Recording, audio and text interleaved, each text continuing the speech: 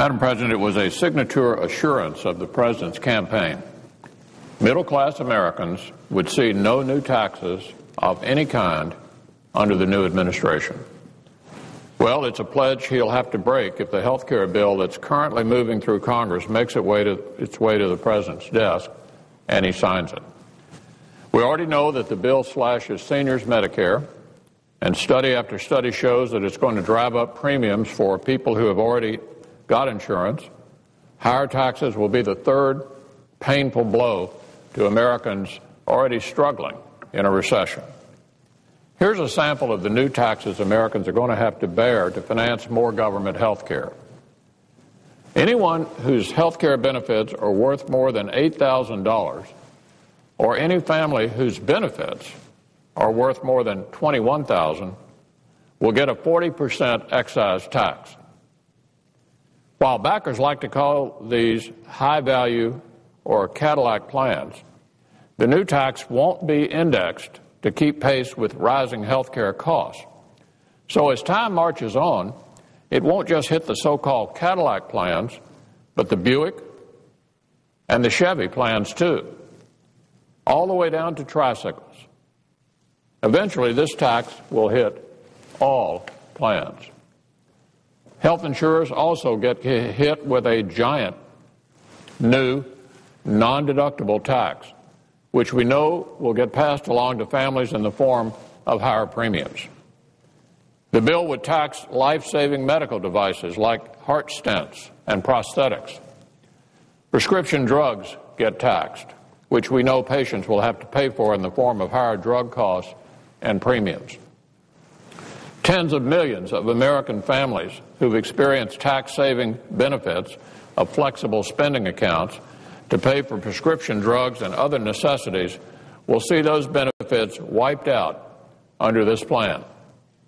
In an effort to redirect billions of dollars these families currently save through FSAs back to the government, FSAs would automatically be capped at $2,500 and then phased out over time. Anything families currently saved by deducting more than that would go to the government instead. And people who choose not to buy government-approved health insurance will get clobbered with a penalty as high as $1,500. Businesses would also get hit. According to the bill, any business with 50 or more employees that doesn't currently provide insurance to its employees will be forced to subsidize it at a significant cost per employee. All of which brings us back to the President's pledge. Would health care reform hit the pocketbooks of all people who earn less than $250,000 a year? Let me say that again. Would health care reform hit the pocketbooks of people who earn less than $250,000 a year, or wouldn't it? That's the question. You bet it would. I've listed some of the ways middle-class Americans get hit under this plan. These are the ones we know about. But don't take it from me. The testimony of the independent, nonpartisan Joint Committee on Taxation couldn't be clearer.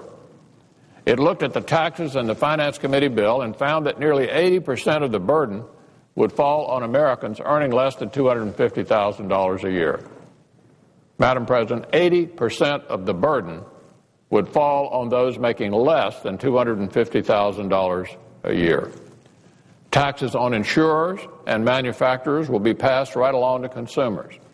And the average income for people who have flexible savings accounts is $55,000, hardly the wealthiest segment of Americans.